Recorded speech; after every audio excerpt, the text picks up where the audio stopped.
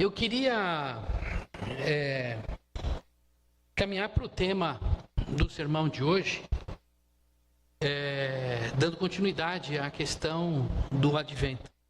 E a terceira vela é a vela da alegria, né? A alegria da esperança. Então o tema do sermão de hoje é alegres na esperança. E a gente vai continuar nesse sentido de mostrar que o Natal não é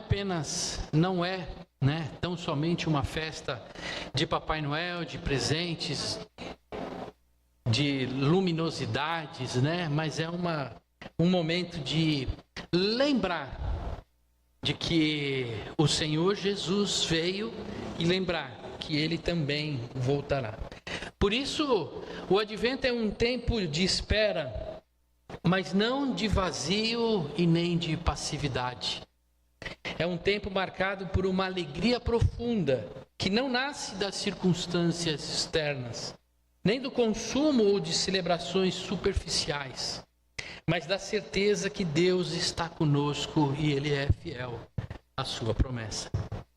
Quando a gente olha para aquilo que o mundo tem oferecido para nós, a gente vê comemoração com base em presente, com base em consumo, e a gente acaba ficando com um vazio dentro de nós e esquece essa grande promessa profética da vinda do Messias. Diferente da alegria frágil que esse tempo proporciona, a alegria do advento é sólida, pois está fundamentada na vinda do Rei. E a gente vai ver no texto de hoje essa questão tão importante da vinda do Rei. Esperá-la à luz do Evangelho não é um peso para cada um de nós. Não é uma esperança que nos traz peso, angústia, tristeza.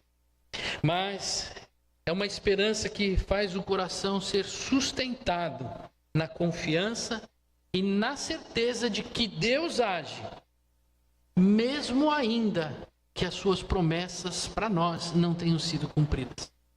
Esse é o advento, é o tempo de espera.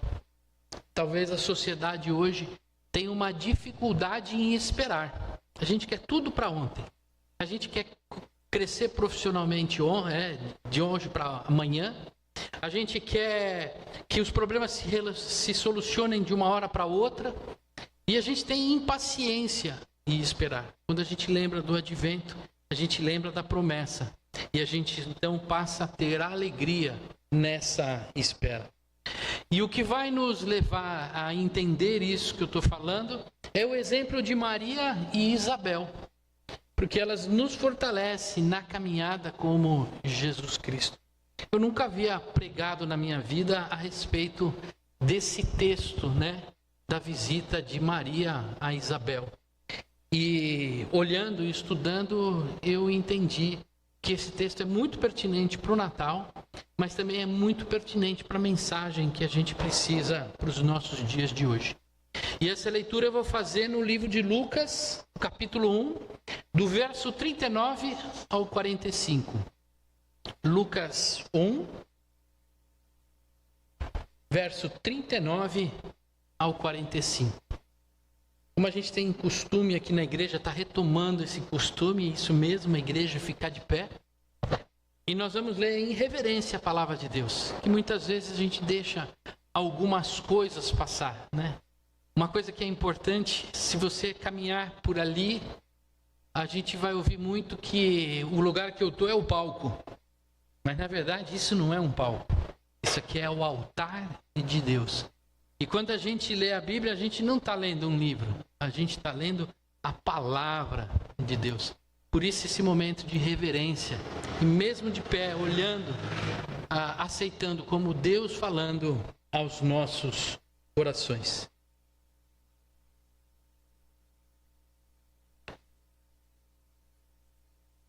Naqueles dias, Maria se aprontou e foi depressa à região montanhosa, a uma cidade de Judá.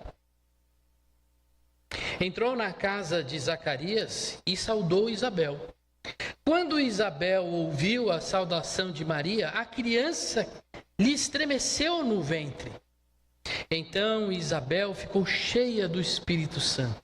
E ela exclamou de alta voz: bendita é você entre as mulheres, e bendito o fruto do seu ventre. E que grande honra é para mim receber a visita da mãe do meu Senhor. Pois logo que me chegou aos ouvidos a voz da saudação que você fez, a criança se estremeceu de alegria dentro de mim. Bem-aventurada a que creu, porque serão cumpridas as palavras que lhe foram ditas da parte do Senhor. Feche os olhos, vamos orar mais uma vez. Pai, obrigado, Senhor, pela tua palavra. Eu sei, Pai, que o Senhor já está agindo desde o momento da confissão, meu Pai. O Senhor falou os corações, meu Pai, através do louvor. Eu peço a Ti também que o Teu Espírito Santo, Pai, encontre liberdade em nosso coração e nossa mente, para que a Tua palavra, meu Pai, penetre no mais profundo do nosso entendimento. Em nome de Jesus. Amém. A igreja pode se assentar. Como nós vimos domingo passado, após 400 anos de silêncio, o Senhor vem e fala com a nação, com o seu povo. Domingo passado a gente viu a respeito de Simeão. Não sei se foi domingo passado ou anterior, a gente falou a respeito de Simeão. Simeão pegou Jesus nos braços e falou: agora eu posso partir em paz, porque eu vi a sua promessa cumprida. Um tempo antes, um pouquinho antes, nos capítulos anteriores, no primeiro capítulo de Lucas, mas nos versículos anteriores, o Senhor Jesus se manifestou, melhor, Deus se manifestou novamente ao seu povo. Ele foi primeiro a Zacarias e disse: Isabel terá um filho, e ele será chamado de João Batista, esse que anunciou a vinda do Messias. Imagina que essa Isabel é um reflexo daquilo que aconteceu com Ana. Lembra de Ana? Quem lembra de Ana? E da Penina, não é isso, se eu não estou enganado? E a Penina ficava perturbando, fazendo bullying com a Ana, dizendo para ela que ela não podia ter filhos. E Ana chorava. E o Senhor apareceu, o profeta apareceu a ela e falou: você dará a luz. E Ana deu a luz a quem? Ao profeta Samuel. Aqui Isabel, ela vê, Zacarias vê o anjo falando a ele e mostrando para Zacarias que a sua mulher, ela daria a luz a uma criança, já na sua longa idade. Mais um milagre acontecendo. Do silêncio, onde ninguém mais esperava Deus agir, Deus veio agindo sobre a vida de Isabel. Mas não foi só sobre a vida de Isabel, ele também veio sobre a vida de Maria, mas de uma forma diferente. Isabel trouxe João Batista, aquele que proclamaria a vinda do Senhor. Mas Maria trazia no seu ventre o próprio Salvador. Imagina como estava a vida dessas duas mulheres naquele tempo. Ao receber o anúncio, Maria não permanece parada. Olhando agora para a vida de Maria, quando a gente olha para ela, ela recebe a mensagem do anjo, diz que você dará a luz e ele chamará Jesus e ele será o Salvador. Ela, diante daquilo, fala: e agora? Como posso eu, virgem, aparecer grávida? O que a sociedade vai dizer? Ou como eu posso receber uma mensagem tão grande de um anjo? Será que isso é verdade? Será que essa profecia irá se cumprir? Deus está num silêncio tão grande. Mas qual foi a atitude dela? Ela não ficou parada. Ela saiu correndo e foi a uma cidade chamada Enquerem, aonde morava Isabel. E ela foi lá para falar a respeito daquilo que tinha acontecido com ela. Porque ela não viu nenhuma publicação no Instagram dizendo que Isabel estava grávida. Ela não recebeu e-mail, WhatsApp de que Isabel estava grávida. Elas moravam em cidades distantes. E a hora que ela ouviu que ela estava grávida, que o anjo iria trazer o nascimento do Salvador a ela, ela falou: a primeira coisa que eu tenho que fazer, eu tenho que correr na casa da Isabel. Eu tenho que contar para Isabel o que está acontecendo comigo. E o que eu vejo quando chega naquele momento, né? Isabel abre as portas, louca para contar, fala assim: é você, Maria, eu tenho uma coisa para te contar. Ela falou: não, eu vou contar primeiro. Não, eu conto primeiro. As duas estavam vivendo um tempo maravilhoso da presença de Deus, da ação de Deus na vida delas. As duas estavam alegres, porque uma era a mãe de João Batista, a outra era a mãe do Salvador. E quando eu olho para essas duas mulheres, eu começo a compreender que a rede de apoio nos sustenta no tempo de esperança. A rede de apoio é importantíssima na nossa caminhada, porque é nesse momento, é através dessa rede que nós nos sustentamos diante dos nossos desafios, diante das nossas alegrias. A vida cristã não foi feita, não foi planejada para viver isoladamente, como uma expressão meramente individual de fé. Muitas vezes a gente acha que viver a nossa fé pode ser vivida de forma individual. A minha relação com Deus, o lado vertical da cruz. Eu e Deus. Mas nós esquecemos o travessão horizontal, que é o nosso relacionamento entre uns e outros. Meus amados, somos chamados a viver a fé em comunidade, como um corpo bem ajustado. Mas não necessariamente vivermos no mesmo lugar, mas vivermos como corpo unidos. Porque se a gente falar que estar junto é só estar no mesmo lugar, nós vamos olhar para a nossa caminhada no centro da cidade de Campinas, na época de Natal, e aí você vai ver aquele mundaréu de gente, você se perde lá no meio. Mas eu aposto que se você parar para pensar um pouquinho, você está completamente sozinho. Ninguém olha para você, ninguém conversa com você, ninguém para, e você está lá no meio. E se de botar o dedo no ouvido é como se você estivesse no vácuo. Quantos filmes a gente vê e retrata justamente essa solidão no meio de muitas pessoas? Porque a gente está vivendo sozinho, mas nós não fomos criados para isso. Então, como não olhar então para a solidão nos relacionamentos ou dentro de casa? Quantas vezes a família toda dentro de casa, mas a gente não vê um som. Um está no seu hobby, o outro está no celular, o outro está fazendo as suas tarefas. Mas se você parar para pensar, estão todos sozinhos, no mesmo lugar, mas com relacionamentos distantes. O que a gente precisa é restaurar, recuperar a intimidade, o relacionamento entre nós. Sentar para assistir um filme à noite é muito bom. Mas se não houver diálogo, de nada adiantou. Imagina na hora do almoço ou na hora da janta, para quem janta junto, cada um no seu canto, come rapidinho, não conversa, não fala nada.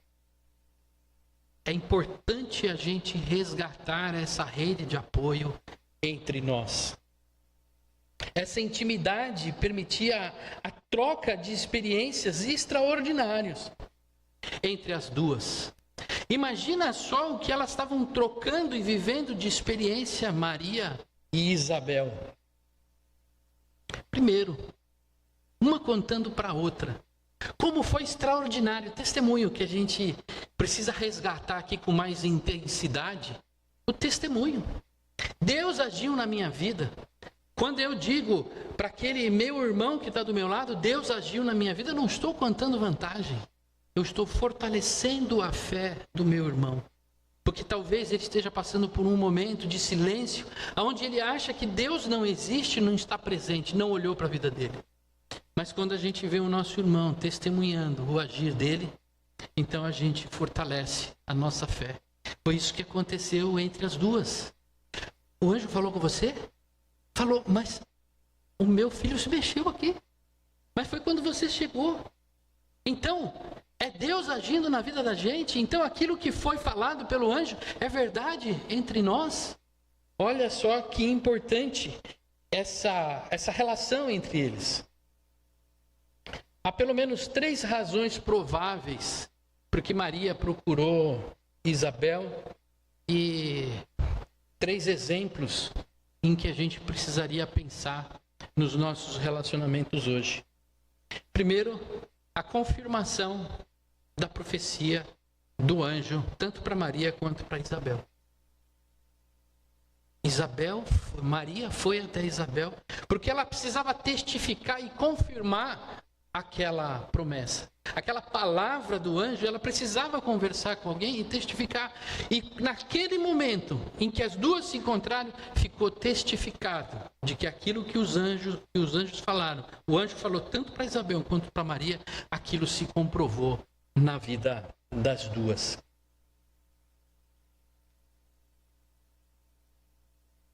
Outra coisa importante, apoio mútuo. Deus, ao nos chamar, também nos cerca de pessoas que nos fortalecem na fé. A experiência individual não fortalece. Melhor, a experiência individual fortalece a fé comunitária. Quantas vezes a gente precisou de ajuda e nós estávamos sozinhos? Nós precisamos mudar isso na nossa caminhada e no nosso entendimento de viver a fé. No momento em que nós nos tornamos filhos do Senhor, ou membros de um só corpo, ou cidadãos do reino de Deus, nós passamos agora a fazer parte de uma rede de apoio entre um e outro. Não só emocional, não só material, mas um apoio espiritual também.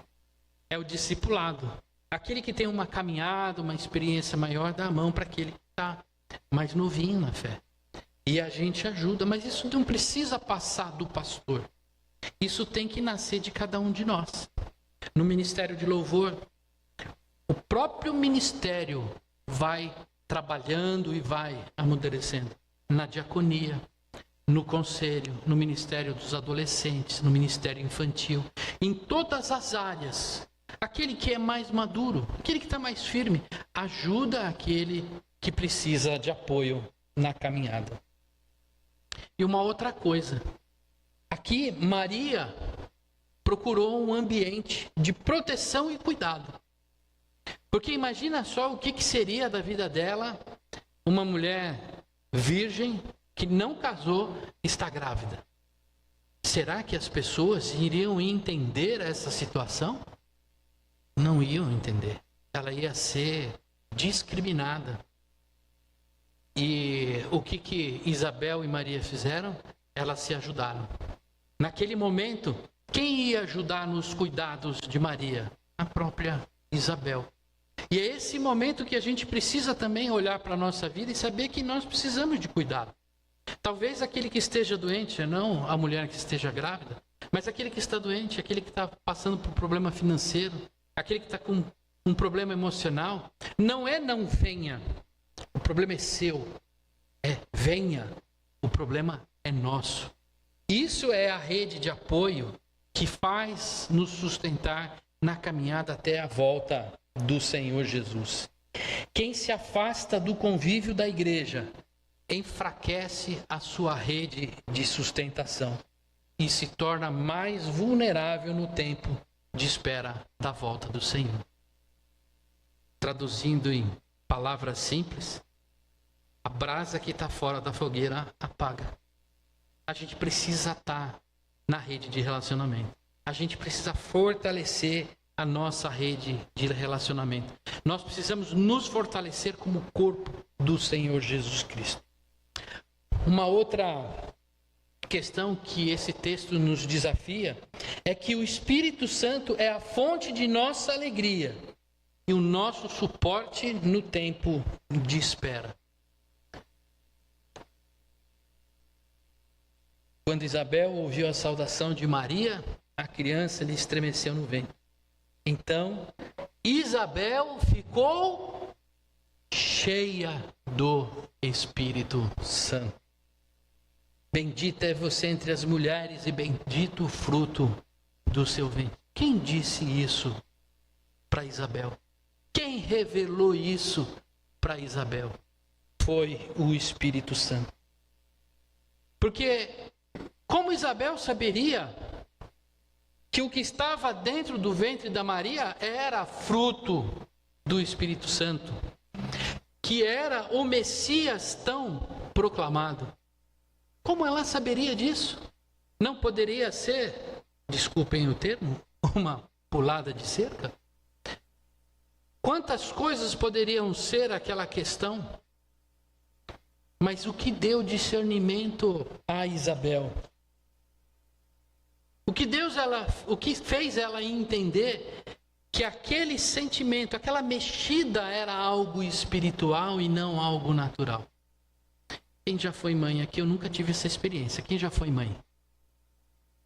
Não tem a primeira vez que você sente o filho mexer? Você olha e fala assim, nossa, que estranho. Aconteceu alguma coisa, eu não sei o que é. Agora imagina chegar a Maria para Isabel e o filho se estremece de alegria. O termo em hebraico é esse estremecer de alegria. Ela percebe isso. Agora, ela não podia ter falado, ele se mexeu por questões próprias, natural, ele se mexe mesmo. Não, o que deu discernimento a ela foi a ação do Espírito Santo na vida com ela. Deus se manifestando, o Messias vindo ao mundo, mesmo sem forma visível. Isso nos faz refletir. Temos valorizado a ação e a manifestação do Espírito Santo em nossas vidas ou é tudo racional? Eu faço um testemunho para os irmãos. Hoje de manhã eu estava na posse do pastor Rafael na igreja de Jundiaí. Ele está assumindo lá para o ano que vem. E quem estava pregando lá nessa posse era o presidente do presbitério, o reverendo Sidney. E ele falou, olha, eu não combinei nada com o Ministério de Louvor, mas depois da palavra, eu queria que eles subissem e conduzissem o louvor, porque eu vou cantar. Eu vou fazer uma oração e eu queria que eles levantassem. Não foi, no meu ponto de vista, não foi algo que o Ministério de Louvor estava preparado. Que ele ouvindo aquela música, não, realmente isso aqui tem tudo a ver, advento, posse, não. Para mim foi a ação do Espírito Santo, que tocou no coração do líder do louvor. E o líder do Ministério do Louvor, ele deu ouvido ao Espírito Santo. E aí quando eles subiram e tocaram o louvor, era tudo o que precisava para que aquela ministração se consolidasse no coração da igreja. Não foi nada combinado. Se nós tivermos um olhar racional, foi o Ministério do Louvor muito bem preparado. Mas se a gente olhar por um outro lado, foi a liberdade do Espírito Santo falando ao coração do ministério. Quantas vezes, né, Silene? Eu falei para vocês aqui assim, olha, nós não combinamos nada, mas foi a ação do Espírito Santo. E às vezes a gente faz isso. A gente deixa muito racionalizado. Tá certo que tem gente que passa do limite, né? Vai tudo pro espiritual. Mas será que a gente tem racionalizado tudo e deixado de lado a ação do Espírito Santo? Assim como Maria, somos benditos, bem-aventurados, quando damos liberdade para que o Espírito Santo dirija as nossas vidas. Nós somos todos benditos e bem-aventurados, porque o Espírito Santo nos dá entendimento. Quando a gente ora no começo da leitura da palavra, pedindo para que o Espírito Santo fale, Não é porque o pastor preparou bem a palavra. Lógico que ajuda muito. Mas o mais importante é que a palavra que entre no seu coração e na sua mente seja aquilo que o Senhor Jesus quer falar ao seu coração. E Ele fala individualmente com cada um. E é importante que a gente deixe o Espírito Santo agir na nossa vida. Devemos encher o nosso coração de alegria ao lembrar que Deus nos escolheu, nos chamou e nos derramou sobre nós o seu Espírito Santo. Alegre-se. O Espírito Santo está sobre você. Você está aqui hoje? O Espírito Santo está. Ele, o Senhor, trouxe você aqui. Se você está aqui hoje, é porque Ele trabalhou no seu coração. Você não está aqui de graça. Ele chamou você, Ele trabalhou em você. Ele está trazendo a luz para a sua vida. Nós não podemos deixar de lado isso e seguir a nossa vida. Dá ouvido ao Espírito Santo. Se alegre porque o Senhor veio. Que Ele venha todos os dias nos entusiasmar para que a gente viva essa alegria e essa fortaleza na espera da volta do Senhor Jesus. Agora, o que é importante saber também é que Jesus é a centralidade da nossa esperança. É só através dele que nós temos força para esperar, porque senão a nossa espera é vã. Muitos usam esse texto para justificar a divindade de Maria. Porque o texto diz assim: e que grande honra é para mim receber a visita da mãe do meu Senhor. Mas será que todo o contexto e o livro de Lucas e todo esse trecho aponta para a divindade de Maria? A Maria como mãe de Jesus, a quem a gente tem que pedir intercessão, porque eu já ouvi, peça à mãe que o filho atende. Mas não é isso que o texto mostra para cada um de nós. O texto mostra para nós que o Senhor Jesus é o centro de tudo que está acontecendo nesse momento. Nos versos adiante, depois que Maria encontra Isabel, ela faz um cântico de alegria. E ela traz algumas palavras. A minha alma engrandece ao Senhor e o meu espírito se alegra em Deus, meu Salvador. Quando ela diz que a sua alma se engrandece no Senhor, ela se reconhece menor do que o Senhor Jesus. Ela reconhece Jesus como o seu Salvador. Por isso que o Papa, há umas semanas atrás, um mês atrás, ele trouxe uma encíclica, não sei se é esse o nome, ou um texto, dizendo o seguinte: não adorem Maria. Ela pode ter sido uma grande mulher, mas ela não é aquela que nos traz a salvação. A salvação é só Jesus Cristo. Maria reconhece também que é pecadora e que necessita de salvação.